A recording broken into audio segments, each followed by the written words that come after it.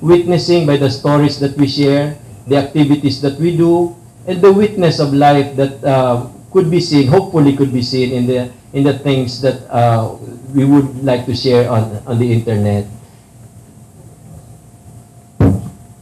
Bishop, yung the way I see it, yung mga ilalabas na impormasyon dyan sa portal na yan, maaring hindi kakaiba dun sa mga available na sa mainstream media at sa iba pang mga existing organization. Paano ito maiiba? Kasi wala naman sigurong kandidato nga amin na ako'y magnanakaw para ilagay. Maski dumating ng presidential forum, lahat yan magbabait, lahat yan matitino, lahat yan ay may takot sa Diyos, lahat yan ay nagmamahal sa bansa, lahat yan ay para sa kinabukasan ng mga kabataan. Mayroon ba kayong at the end of your forum na gagawin? May editorial kayo doon, isa-summarize ninyo batay sa inyong paniniwala kung ano yung statement na dapat malaman at isa-isip ng mga kabataang miyembro para sa pagboto nila. Una, gusto ko pong sagutin yung tanong ninyo dun sa laman ng website namin.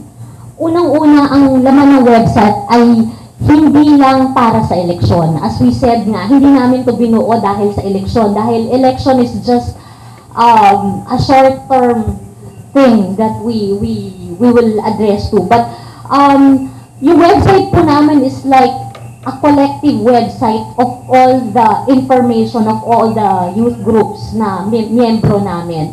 Ngayon, dito po sa forum na to, although i-cover po siya at lalabas po sa website yung mga mangyayari at yung sasabihin ng ating mga inimbitahang presidentiables, mag-iimbita rin po kami ng media dito sa forum na to. So, as it happens, malalaman po ng tao kung ano po ang nangyayari at ano po yung sasabihin nila at sila na po ang mahuhusga para doon.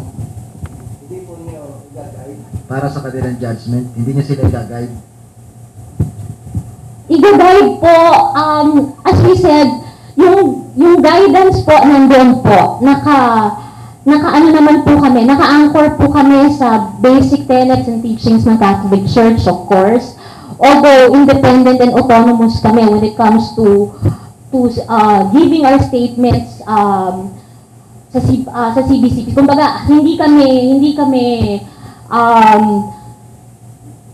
masasabing nadidiktahan ng CBCP sa pagbibigay namin ng statement. Pero yung aming kung ano man ang bibigay naming guideline, it's still within the Catholic teaching.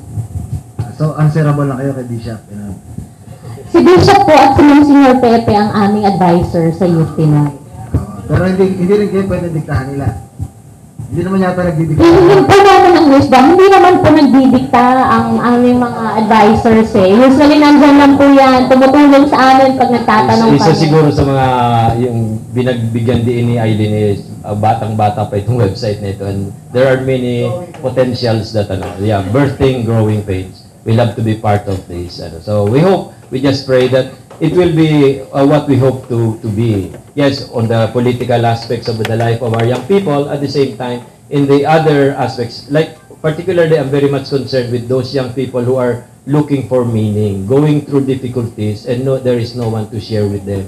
I hope that we will be able to create a portal that will allow them to come in, even anonymously, di ba? May mga chat rooms ngayon.